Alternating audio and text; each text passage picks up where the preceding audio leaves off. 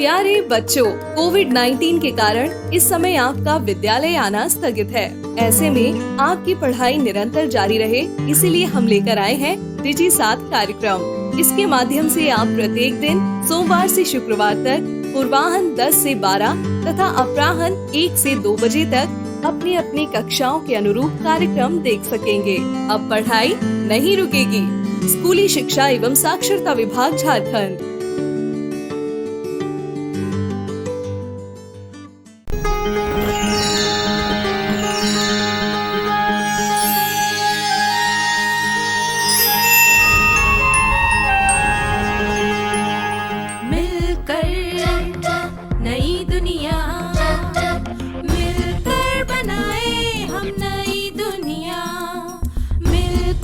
जीत ले हम सारी दुनिया। बीच हमें आज बोने दो, रोज उसे थोड़ा बढ़ने दो।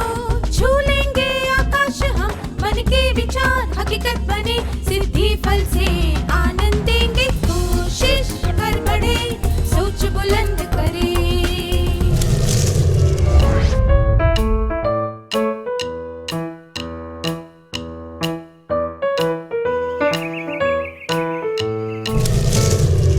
नमस्ते छात्रों, आप सबको देखकर खुशी हुई।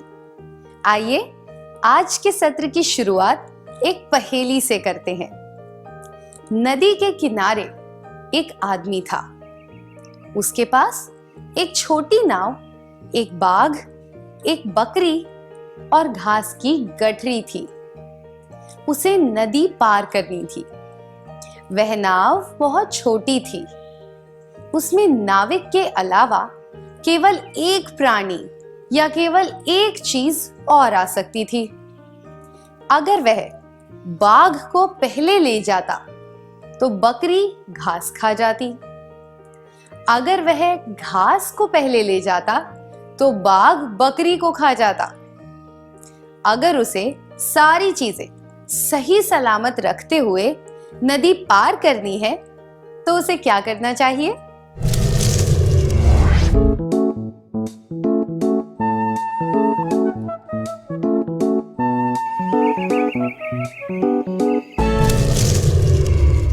अपने जवाब देने के लिए धन्यवाद। पहले उसे बकरी को उस पार ले जाकर वहां छोड़ देना चाहिए ताकि घास बाघ के पास सुरक्षित रहे। फिर उसे घास को उस पार ले जाकर वहां छोड़ देना चाहिए, पर बकरी को अपने साथ वापस ले जाना चाहिए। तीसरे चक्कर में उसे बाघ को साथ ले जाना चाहिए और बकरी को वहां छोड़ देना चाहिए। बाघ को दूसरी तरफ छोड़ने के बाद उसे वापस बकरी को लेने जाना चाहिए। इस तरह वह तीनों चीजों को सही सलामत रख सकता है। आपने यह पहेली कैसे हल की? आपने इसे हल कर लिया क्योंकि आपने बकरी को घास के साथ और बाघ को बकरी के साथ छोड़ने के परिणामों के बारे में सोचा। आपने इस समस्या के कई पहलू देखे और फिर इसका हल निकाला। जब हम किसी चीज के कई पहलू देखते हैं तब हम विश्लेषण करते हैं। विश्लेषण करने के लिए किसी समस्या के कई पहलू देखने पड़ते हैं। आप सबने कभी ना कभी कोई पहेली हल की होगी या किसी को पहेली हल करने के लिए दी होगी, तो हम कह सकते हैं कि आपको समस्या का विश्लेषण करने का थोड़ा बहुत अनुभव है। आइए एक पहेली के द्वारा आपकी विश्लेषण करने की योग्यता को काम में लेते हैं। तुम ना बुलाओ मैं आ जाऊंगी, झट से घर में घुस जाऊंगी, ना भाड़ा ना किराया दूंगी, घर के हर कमरे में रहूंगी। पकड़ना मुझको तुम पाओगे, मेरे बिन ना रह पाओगे। बताओ मैं कौन हूं? सही कहा, जवाब है हवा। आपने उत्तर कैसे ढूंढा? पहली बार पढ़ने पर हमें यह कठिन लगा होगा क्योंकि हम किसी व्यक्ति के बारे में सोच रहे थे। पर जब हमने वाक्यों को अलग अलग करके उनके अर्थ पर ध्यान दिया तो हमें यह सूझा कि यह कोई व्यक्ति नहीं हो सकता। आखिरी वाक्य पढ़कर यह समझ आने लगा कि यह ऐसी चीज है जो जिंदा रहने के लिए आवश्यक है। हम उत्तर ढूंढने के लिए विश्लेषण कर रहे थे। जो विद्यार्थी सही जवाब नहीं बता पाए वे भी अलग अलग तरह से सोचकर विश्लेषण कर रहे थे। अब एक और पहेली। अगर नाक पर चढ़ जाऊं, कान पकड़कर तुम्हें पढ़ाऊं, बताओ मैं कौन हूं? सही कहा, इसका जवाब है चश्मा। आपने उत्तर कैसे ढूंढा? जब आपने पहली बार पहेली पढ़ी तो आपने ऐसी चीजों या लोगों के बारे में सोचा होगा जो हमें पढ़ाते हैं। फिर आपने ऐसी चीजों के बारे में सोचा होगा जो हमारे नाक पर बैठ सकती हैं। इससे आपको चश्मे का ख्याल आया होगा। फिर आपने पहेली में दी गई बातों की तुलना चश्मे से की होगी। तुलना करना भी समीक्षात्मक विचार का एक पहलू है। आपको स्क्रीन के बाईं तरफ और दाईं तरफ कुछ चित्र दिखाई देंगे। आपको उनके सही जोड़े बनाने हैं, ठीक है? जूते, बटन, शर्ट, चित्र या तस्वीर, प्रकार, रबर, रंगों का डिब्बा, लेस या फीते, पेंसिल, वृत्त। क्या हम उत्तर देखें?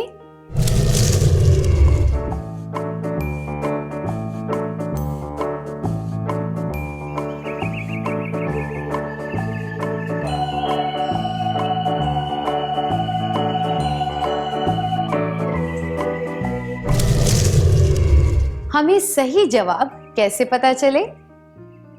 हमने बाईं ओर दिखाई गई चीजों को एक समूह माना और दाईं ओर दिखाई गई चीजों को दूसरा समूह। फिर हमने बाईं ओर से एक चीज ली और दाईं ओर की सूची में उससे संबंधित एक चीज देखने की कोशिश की। उदाहरण के लिए हमें जूते और बटन, चित्र, रबर, वृत्त के बीच में कोई संबंध नहीं दिखा, इसलिए हमने इन्हें छोड़ दिया। हमने देखा कि जूते को लेस या फीते से मिलाया जा सकता है, इसलिए हमने इनका जोड़ा बना दिया। संबंधी स्थापित करना भी समीक्षात्मक सोच का एक तरीका है। क्या हम कुछ और चीजों के बीच संबंध बनाएं? स्क्रीन पर कुछ तुलनात्मक संबंध दिखाए गए हैं। आपको छूटी हुई संख्या पहचाननी है। अगर 6 और 24 के बीच वही संबंध है जो 10 और 40 के बीच है और वही संबंध 16 और छूटी हुई संख्या के बीच है, तो वह छूटी हुई संख्या कौन सी है? 6 को 4 गुना करने से 24 मिलता है। 10 को 4 गुना करने से 40 मिलता है। इसलिए छूटी हुई संख्या होगी 64, क्योंकि यह 16 की 4 गुना होगी। हम कह सकते हैं कि 16 और 64 के बीच में वही संबंध है जो 6 और 24 के बीच और 10 व 40 के बीच है।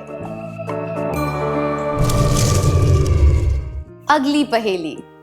अगर मेंढक टर्राता है तो हाथी क्या करता है?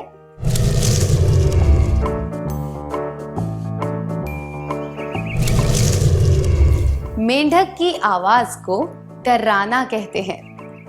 हाथी की आवाज को चिंघाड़ना कहते हैं। अब एक और पहेली। जिस तरह वृत्त, और गोले के बीच में एक संबंध है, उसी तरह वर्ग का संबंध किस चीज के साथ है?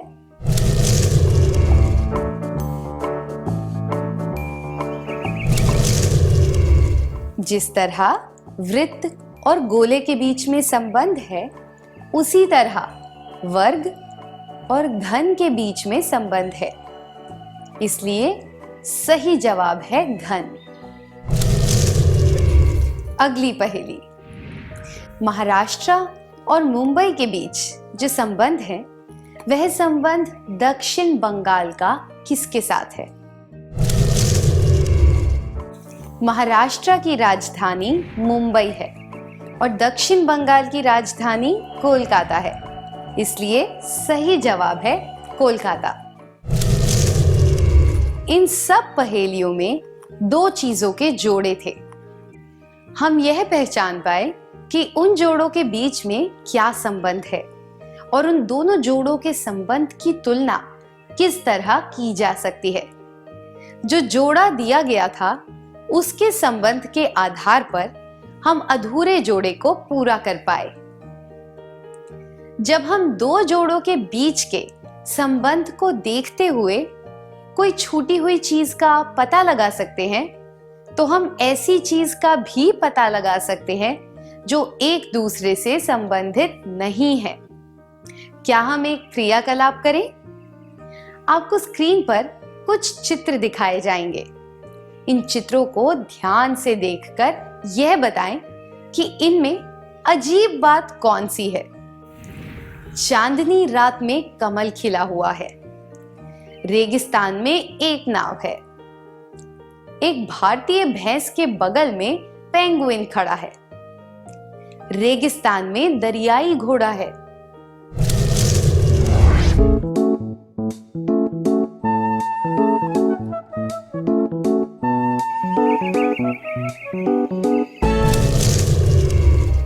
बहुत बढ़िया। कमल के फूल को चांदनी रात में खिला हुआ बताना अजीब लगता है, क्योंकि वह केवल धूप में खिलता है और रात को बंद हो जाता है। नाव चलाने के लिए पानी होना चाहिए, इसलिए रेगिस्तान में नाव देखकर अजीब लगता है। पेंगुइन एंटार्क्टिका जैसी ठंडी जगहों पर पाए जाते हैं, इसलिए उन्हें भारत जैसी गर्म जगहों पर दिखना अजीब है। दरियाई घोड़ा पानी में रहता है, उसे रेगिस्तान में देखकर अजीब लगता है। विश्लेषण के तरीके। तीसरा, विचित्र या अजीब बातों को पहचानना। अब एक और पहेली हल करेंगे। एक दिन कमला ने देखा कि उसके पड़ोसी गायत्री और गरिमा दरवाजे के सामने खड़े होकर एक दूसरे के साथ झगड़ रहे थे। जब वह उनके पास गई, तब उन्होंने उसे अपनी समस्या बताई और झगड़ा निपटाने के लिए कहा। उनकी बात सुनने के बाद कमला ने उस मामले में अपनी राय देने से मना कर दिया। जब उसकी बेटी राखी ने पूछा कि वहां क्या हुआ था, तब कमला ने बताया कि वे मुर्गे के अंडों के बारे में झगड़ रहे थे। वे इस बात पर बहस कर रहे थे कि अगर गायत्री का मुर्गा गरिमा के घर जाकर अंडे दे, तो वे अंडे किसे मिलने चाहिए। क्या आप इस समस्या का हल ढूंढ सकते हैं? अगर गायत्री का मुर्गा गरिमा के घर जाकर अंडे दे, तो वे अंडे किसे मिलने चाहिए?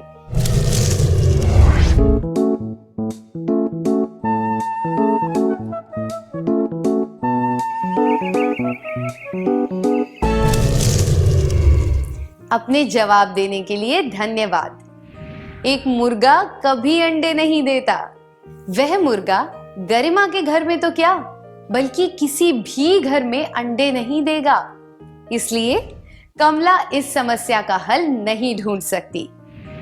किसी संभावना का पता लगाना भी विश्लेषण का एक तरीका है। क्या अब हम आज के सत्र में सीखी बातों का सार संक्षेप कर लें। विश्लेषण करने के लिए किसी समस्या के कई पहलू देखने पड़ते हैं। विश्लेषण के तरीके: पहला, तुलना करना। दूसरा, संबंध बनाना। तीसरा, विचित्र या अजीब बातों को पहचानना। चौथा, संभावना का पता लगाना।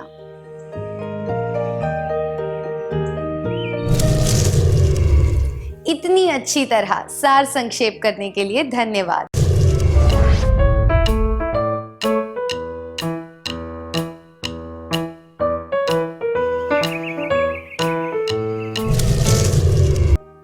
पिछले सत्र में हमने विश्लेषण के कुछ तरीकों के बारे में चर्चा की थी। क्या अब हम देखें कि हम इन तरीकों का इस्तेमाल अपने जीवन में किस तरह से कर सकते हैं? बाहर जाने से पहले मारूफा के पिता ने उसे कहा कि वह घर में बिखरे हुए सारे अखबार समेटकर आधे घंटे में उनकी मेज पर रख दे।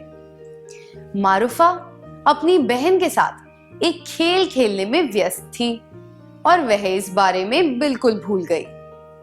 जब घड़ी का घंटा बजा तब उसे वह काम याद आया। वह दौड़कर अंदर गई और उसने अपनी बहन से कहा, रुको, अगर मैंने ये अखबार नहीं समेटे तो पापा को बहुत गुस्सा आएगा। यह घटना घटने से पहले ही मारूफा को कैसे पता चला कि उसके पापा को गुस्सा आएगा?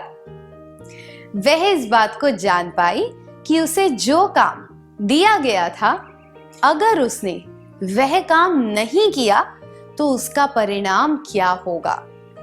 उसे पता था कि काम पूरा ना होने पर उसके पापा की क्या प्रतिक्रिया होगी। दूसरे शब्दों में कहें तो वह किसी कार्य के परिणाम का पूर्वानुमान कर पाई। पूर्वानुमान करने का अर्थ है किसी काम के होने या घटना के घटने से पहले ही उसके परिणाम के बारे में पता लगा लेना। जब हम कहते हैं कि गर्मियों की छुट्टी के दौरान ट्रेन में जगह नहीं मिलेगी और रविवार के दिन पर्यटक स्थलों पर बहुत भीड़ होगी, तब हम इसी तरीके का इस्तेमाल करते हैं। हमने इससे क्या सीखा? समीक्षात्मक विश्लेषण करने के फायदे। पहला, पूर्वानुमान करने में मदद मिलती है। आपको पता चला है कि सुबह स्कूल जाने के रास्ते में एक बड़ा जुलूस निकलने वाला है। आप यह समझते हैं कि उस समय वहां ट्रैफिक जैम हो जाएगा। इस परिस्थिति के लिए आप खुद को कैसे तैयार करेंगे? आप या तो जुलूस निकलने से पहले स्कूल पहुंच जाएंगे या फिर स्कूल के लिए दूसरा रास्ता लेंगे, है ना? इसे निष्कर्ष निकालना कहते हैं। निष्कर्ष निकालने का अर्थ है किसी परिस्थिति का विश्लेषण करने के बाद उसके परिणामों का पूर्वानुमान करना और उसके आधार पर निर्णय लेना। आपने एक चित्र बनाया और अपने सहपाठियों को दिखाया। एक सहपाठी ने कहा, यह बहुत अच्छा है, बधाई हो। दूसरे ने कहा, कितना बढ़िया है, ऐसा चित्र कोई नहीं बना सकता। फिर उसने किसी दूसरे विद्यार्थी की तरफ देखते हुए कहा, मुझे पता है तुम इससे अच्छा बना सकते हो। तीसरे ने कहा, तुमने बहुत अच्छा काम किया है, अगर तुमने ये छोटी सी गलती ना की होती तो यह सर्वोत्तम कहलाता। इन बातों को सुनकर आप इन लोगों के बारे में क्या निष्कर्ष निकालेंगे? अगर कोई कहता है यह बहुत अच्छा है, बधाई हो, पर आपको यह नहीं बताता कि वह अच्छा क्यों है, तो वह ऐसे ही बाहरी तौर पर आपकी प्रशंसा कर रहा है। ऐसे व्यक्ति से आपकी केवल जान पहचान हो सकती है। जो व्यक्ति कहता है कितना बढ़िया है, ऐसा चित्र कोई नहीं बना सकता।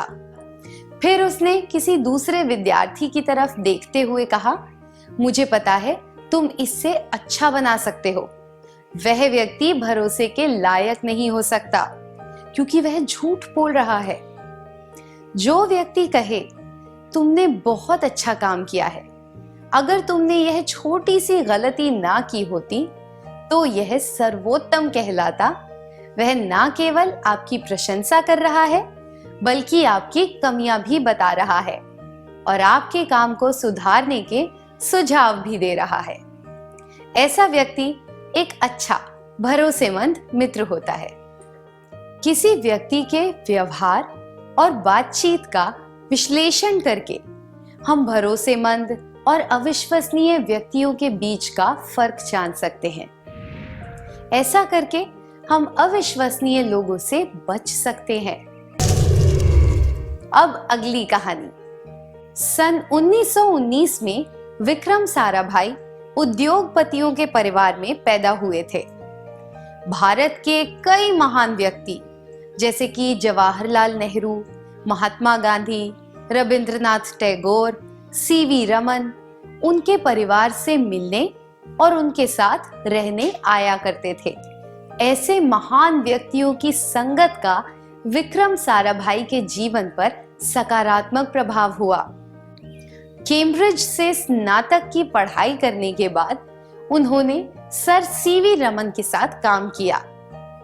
उन्हें भारत के सबसे महान वैज्ञानिकों में गिना जाता है और उन्हें भारत के अंतरिक्ष कार्यक्रम का पिता कहा जाता है। जो लोग उनके जीवन के बारे में पढ़कर उसका विश्लेषण करेंगे वे यह जान पाएंगे कि वे दूरदर्शी थे। उन्होंने अंतरिक्ष अध्ययन से संबंधित नवीन तकनीकों को इजाद किया और वे एक अच्छे उद्योगपति भी थे। ऐसे व्यक्तियों के बारे में जानने के बाद हर कोई उनके जैसा बनना चाहता है। इसी तरह हम और भी कई महान लोगों के बारे में पढ़कर उनसे प्रेरणा ले सकते हैं। उन्होंने जिन चुनौतियों का सामना किया, जिस तरह वे जीवन में आगे बढ़े, हम उनसे बहुत कुछ सीख सकते हैं। अब एक क्रियाकलाप करेंगे। क्या आपके आस पड़ोस में रहने वाले किसी व्यक्ति ने कोई महान काम किया है? क्या आप उनके जीवन का विश्लेषण करके यह जान सकते हैं कि उनकी सफलता का कारण क्या है?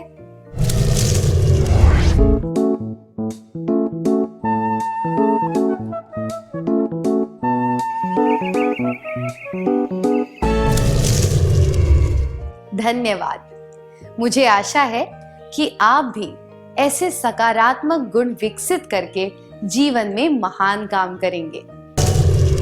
आइए जेनिफर की कहानी सुनते हैं। जेनिफर किसी काम से मथुरा गई। वह मथुरा से पेड़े लेकर आई और उसने अपने पड़ोस में रहने वाली एक दादी माँ को पेड़े दिए। दादी माँ ने कहा, तुमने मेरे बारे में सोचा और मेरे लिए पेड़े लेकर आई, इसके लिए बहुत बहुत धन्यवाद। पर मैं पेड़े नहीं खा सकती क्योंकि मुझे डायबिटीज है। इस कहानी से हमने क्या सीखा?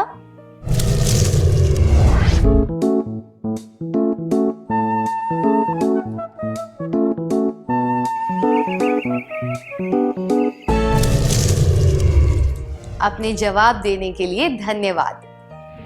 कुछ चीजें कुछ लोगों के लिए अनुकूल होती हैं और कुछ लोगों को कुछ चीजें पसंद होती हैं।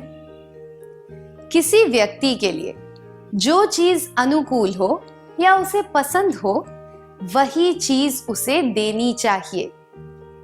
उदाहरण के लिए, अगर किसी को लोक संगीत पसंद नहीं है तो उसे जबरदस्ती ऐसा संगीत नहीं सुनाना चाहिए। जब हम दूसरों के लिए कुछ करते हैं तो हमें पहले से यह सोच लेना चाहिए कि वह चीज उनके लिए उचित और अनुकूल होगी कि नहीं। अब एक और कहानी सुनेंगे। सुरवीन एक दुकान पर सजावट के लिए कंदील खरीदने गई। उसने 2 कंदील देखे जो एक जैसे थे, पर उनमें से एक कंदील महंगा था। उसे लगा कि महंगे वाला ज्यादा अच्छा होगा, इसलिए उसने महंगे वाले 3 कंदील मांगे। पर दुकान पर महंगे वाले केवल 2 कंदील थे, इसलिए उसने एक सस्ता वाला खरीद लिया। कुछ दिनों बाद महंगे वाले दोनों कंदील खराब हो गए, पर सस्ता वाला बिल्कुल ठीक था। वह समझ गई कि महंगी चीजें हमेशा अच्छी नहीं होती। क्या आपने कभी कोई चीज यह सोचकर खरीदी है कि वह महंगी है इसलिए अच्छी होगी? क्या वह सस्ती चीजों से खराब निकली?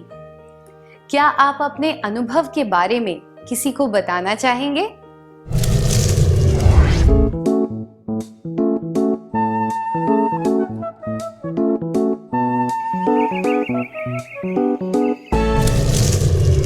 अपने अनुभव बताने के लिए धन्यवाद।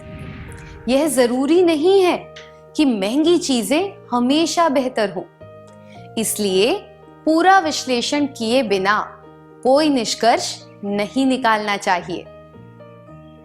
हमेशा पूरी जानकारी जुटाकर उसका विश्लेषण करना चाहिए और उसके बाद ही कोई निष्कर्ष निकालना चाहिए। यह तरकीब चीजें खरीदते समय और समस्याओं को हल करते समय बहुत काम आती है। विश्लेषण से हमें तुलना करके निष्कर्ष निकालने में मदद मिलती है। अब अंत में एक और पहेली। 5 कौवे एक तार पर बैठे हैं। बाईं ओर बैठे कौवे ने अपना सिर बाएं से दाएं घुमाया और थोड़ा सरक कर वहां से अचानक उड़ गया। अब उस तार पर कितने कौवे हैं? तो वहां पर 4 कौवे हैं। चारों में से दाईं ओर बैठे कौवे ने अपना सिर थोड़ा घुमाया, फिर उसने अपने पंख के नीचे खुजलाया, तार पर अपनी चोंच बाएं से दाएं रगड़ी और वहां से उड़ गया। अब उस तार पर कितने कौवे हैं? हाँ, अब वहां पर 3 हैं। जब 3 कौवे तार पर बैठे थे, तब एक शिकारी ने गोली चलाई और बीच में बैठे कौवे को मार गिराया। अब उस तार पर कितने कौवे हैं? क्या आपने कहा 2 कौवे? 3 में से 1 निकालें तो 2 बचेंगे। गणित के हिसाब से यह जवाब सही है, पर सोचिए, अगर एक कौवा गोली लगने से मर जाए तो क्या दोनों कौवे वहीं बैठे रहेंगे? वे गोली की तेज आवाज से उड़ जाएंगे, है ना? यह उत्तर सबसे उचित होगा। हम यह उत्तर तभी दे सकते हैं जब हम समीक्षात्मक रूप से इस परिस्थिति का विश्लेषण करें। समीक्षात्मक विश्लेषण से हम परिस्थिति को अच्छी तरह समझ पाते हैं। हमें परिस्थिति का समीक्षात्मक रूप से विश्लेषण करना चाहिए, सही पूर्वानुमान करना चाहिए और उचित निष्कर्ष निकालना चाहिए। घने काले बादलों को देखकर छाता साथ में रखना, यह समीक्षात्मक विश्लेषण, पूर्वानुमान और सही निष्कर्ष का ही परिणाम है। समीक्षात्मक विचार का प्रयोग करते हुए जीवन में महान कार्य करने के लिए आपको हमारी शुभकामनाएं। क्या अब हम सत्र का सार संक्षेप करें? पूर्वानुमान करने का अर्थ है किसी काम के होने या घटना के घटने से पहले ही उसके परिणाम के बारे में पता लगा लेना। निष्कर्ष निकालने का अर्थ है किसी परिस्थिति का विश्लेषण करने के बाद उसके परिणामों का पूर्वानुमान करना और उसके आधार पर निर्णय लेना। समीक्षात्मक विश्लेषण करने के फायदे। 1. पूर्वानुमान करने में मदद मिलती है। 2. निष्कर्ष निकालने में मदद मिलती है। 3.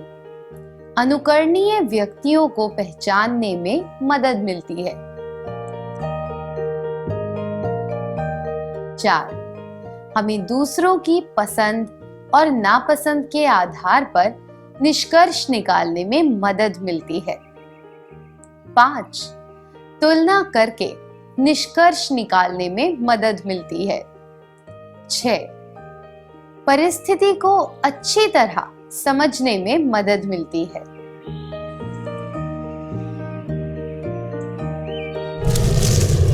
अच्छी तरह सार संक्षेप करने के लिए धन्यवाद। इस प्रसारण से संबंधित सुझाव, अपने प्रश्न इत्यादि आप हमें jcertrg@gmail.com तथा टोल फ्री नंबर 1800 5728 585 पर संपर्क कर सकते हैं।